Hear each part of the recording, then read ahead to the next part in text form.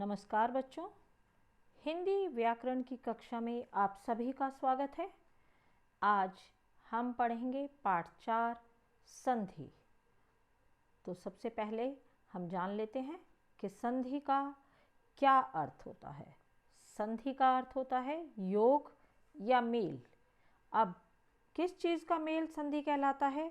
जब पास पास स्थित दो ध्वनियों के योग से जो परिवर्तन उत्पन्न होता है उसे हम संधि कहते हैं।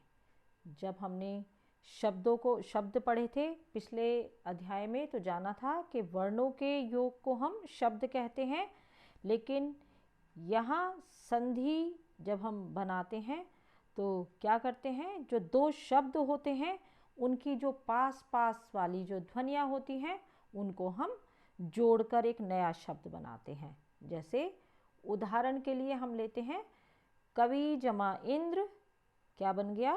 कवींद्र। इति जमा आदि, इत्यादि। सु जमा आगत, स्वागत। अब इन सभी उदाहरणों में दो सार्थक शब्दों को मिलाकर एक नया शब्द बना दिया जाता है, जो एक शब्द का, पहले शब्द का जो अंत वाली ध्वनि होती है और अगले शब्द की, जो दूसरे शब्द की जो पहली ध्वनि होती है, उन दोनों को आपस में मिला दिया जाता है और इस कारण उनमें परिवर्तन आ जाता है और एक नई ध्वनि का निर्माण होता है। उसी को हम संधि कहते हैं। जैसे यदि हम कवि जमा इंद्र देखें तो कवि की जो अंतिम ध्वनि है ई है और इंद्र की भी जो प्रथम ध्वनि ई है और दोनों ई मिलाकर बन जाती हैं ई। ठीक है, तो यह जो ई है यह ई और ई को मिलाकर ई बन गया, नई ध्वनि बन गई। इसी को हम संधि कहते हैं। अर्थात यदि हम परिभाषा देखें संधि की तो दो ध्वनियों के परस्पर मेल से जो परिवर्तन होता है उसे हम संधि कहते हैं। यह तो हुआ संधि यानी कि योग, मेल। अब यदि इन शब्दों को, जो संधि किए हुए शब्द हैं, ऐसे शब्दों को जब हम अलग अलग करके लिखते हैं तो इस विधि को क्या कहते हैं? संधि विच्छेद कहते हैं। जैसे हमने वर्ण विच्छेद पढ़ा था, ऐसे ही संधि विच्छेद भी ये वही होता है कि जब हम संधि को अलग अलग करके एक शब्द, जैसे हमने बनाया अभी कवि जमा इंद्र बनाया, यदि कवींद्र को कहा जाए कि इसका संधि विच्छेद कीजिए तो कवि जमा इंद्र। अब बढ़ते हैं संधि के भेद पर। तो संधि के मुख्य रूप से 3 भेद होते हैं: स्वर संधि, व्यंजन संधि और विसर्ग संधि। तो सबसे पहले जानते हैं कि स्वर संधि किसे कहते हैं। स्वर संधि है कि जब दो स्वरों का परस्पर मेल हो जाने से उनमें जो परिवर्तन होता है उसे हम स्वर संधि कहते हैं। जैसे अभी हमने जो ऊपर उदाहरण लिया था कवींद्र का, वह किसका उदाहरण है? स्वर संधि का ही उदाहरण है, क्योंकि इसमें जो अंतिम ध्वनि थी ई और दूसरे शब्द की प्रथम ध्वनि भी ई, अर्थात दोनों ही स्वर थे। तो यह इस प्रकार की जो संधि है वह कहलाती है स्वर संधि। अब स्वर संधि के भी आगे 5 भेद होते हैं और उन्हीं भेदों के बारे में हम यहाँ पर जानेंगे। तो पहला भेद है दीर्घ संधि, गुण संधि, वृद्धि संधि, यण संधि और अयाधि संधि। तो सबसे पहले देखते हैं कि दीर्घ संधि किसे कहते हैं। दीर्घ संधि में जो ह्रस्व या दीर्घ स्वर, जब हमने स्वर पढ़े थे तो जाना था ह्रस्व स्वर कौन से होते हैं और दीर्घ स्वर कौन से होते हैं। तो इसी में कहा है कि जब ह्रस्व स्वर कौन से होते हैं, अ, ई, उ और री। तो यदि अ, ई और उ ये ह्रस्व स्वर हैं और उसके बाद यदि कोई दूसरा भी ह्रस्व या दीर्घ स्वर उसी के समान आ जाए तो दोनों मिलकर दीर्घ स्वर बन जाता है। अर्थात यदि हम अ में अ जोड़े तब भी वह आ बनेगा, यदि हम अ में आ मिलाएं तब भी वह आ बनेगा। इसी प्रकार आ और आ मिलकर भी आ ही बनेगा। ठीक है। ई तो अभी हमने पहले उदाहरण में जाना। इसी प्रकार यदि इ और ई मिल जाते हैं तब भी वह ई ही बनेगा। तो इसको कहते हैं स्वर संधि। स्वर संधि का जो पहला है दीर्घ संधि, कि वह दीर्घ बन जाता है। यदि अ और आ मिला तो आ, ई और ई मिली तो ई, और ऊ मिल जाए तो ऊ बन जाता है बड़ा ऊ। तो यह तो हुई दीर्घ संधि। अब चलते हैं हम गुण संधि, जो इसकी स्वर संधि का दूसरा भेद है। अब इसमें भी कुछ नियम यहाँ बताए हुए हैं, वो हम देखते हैं कि गुण संधि में यदि अ और आ के बाद इ या ई आने पर ए बन जाता है। ठीक है, उदाहरण के रूप में हम देखते हैं, यदि नर जमा ईश तो यह ए बन जाएगा। क्या बन जाएगा? नरेश। यह नरेश इसी कारण बना कि अ और आ के बाद यदि इ या ई आ जाए तो वह ए बन जाता है। इसी प्रकार उ या ऊ आने पर ओ बन जाता है, और री आने पर अर हो जाता है। इसी के हम उदाहरण देखते हैं। यह देखिए कि जैसे पर जमा उपकार, अब अ और ऊ आ गया तो क्या बन गया? ओ, परोपकार। सर्व जमा उदय, सर्वोदय। महा जमा उत्सव, महा उत्सव नहीं बनेगा, महोत्सव बनेगा, क्योंकि आ और ऊ मिलकर ओ बन जाते हैं। इसे कहते हैं हम गुण संधि। अब संधि का जो स्वर संधि का जो तीसरा भेद है वह है वृद्धि संधि। और वृद्धि संधि में कैसे परिवर्तन होता है वही जानते हैं। अ और आ के बाद यदि ए और आई का मेल आ जाए तो आई बन जाएगा। यदि आ और आ के बाद ओ या औ का मेल हो जाए तो वह औ हो जाता है। इस संधि को वृद्धि संधि कहा जाता है। जैसे उदाहरण आप देखिए कि लोक, इसमें क में अ है और ए, क और ए मिलकर क्या बन जाते हैं? आई बन जाता है।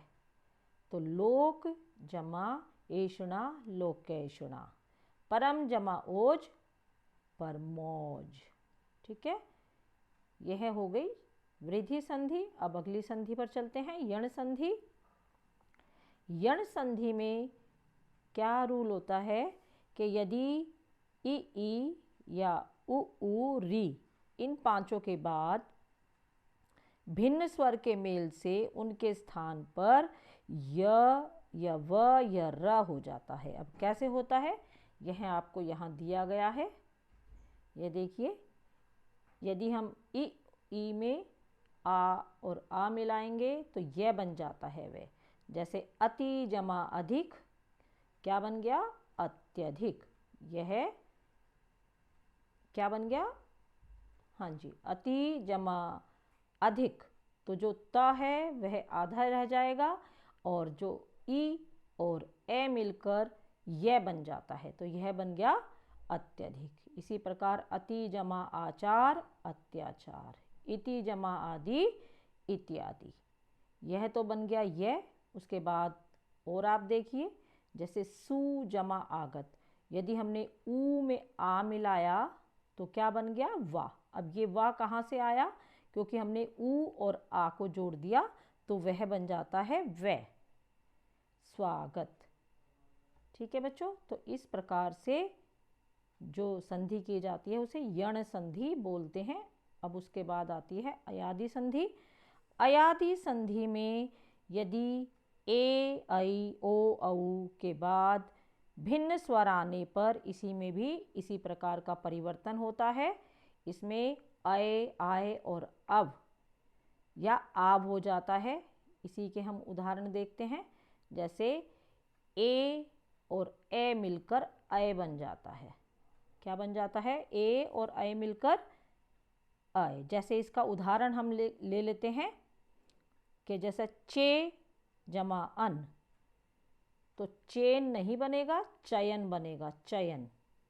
इसी प्रकार नै जमा अक, नायक। तो बच्चों इस प्रकार से ये हो गए स्वर संधि के 5 जो हमने पढ़े स्वर संधि के 5 भेद कौन कौन से होते हैं। दीर्घ संधि, आप भी मेरे साथ बोल सकते हैं दीर्घ संधि। उसके बाद है गुण संधि, तीसरा वृद्धि संधि, यण संधि और अयादि संधि। अब चलते हैं हम व्यंजन संधि पे।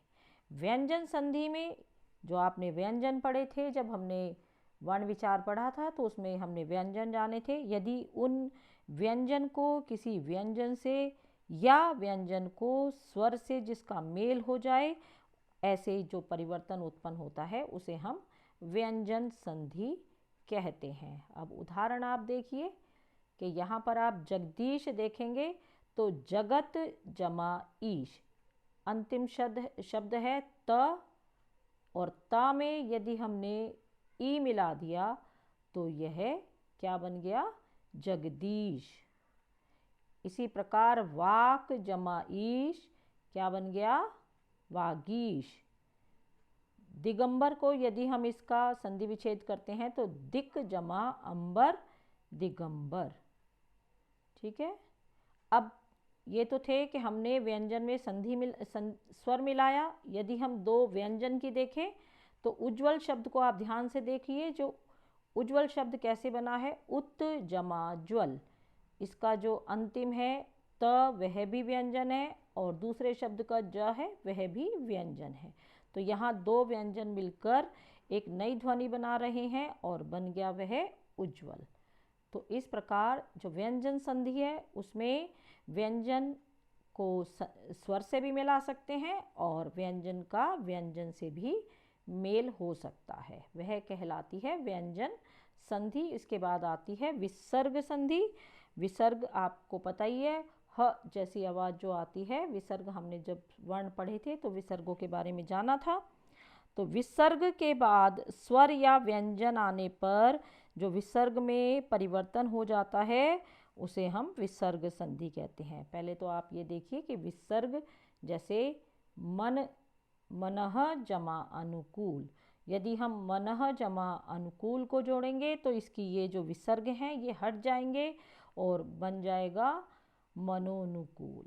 इसी प्रकार तपह जमा बल, तो यह तपह बल नहीं बनेगा, तपोबल बनेगा। ठीक है।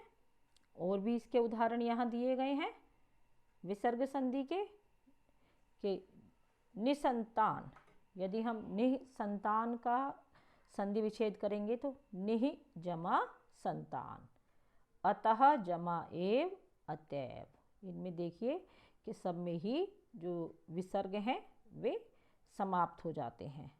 तो अब यदि हम संक्षेप में देखें तो इस पाठ में हमने क्या क्या पढ़ा कि दो स्वर, जो दो ध्वनियाँ हैं उनके परस्पर मेल से जो परिवर्तन होता है उसे हम संधि कहते हैं। और संधि के मुख्य रूप से 3 भेद हैं, स्वर संधि, व्यंजन संधि और विसर्ग संधि।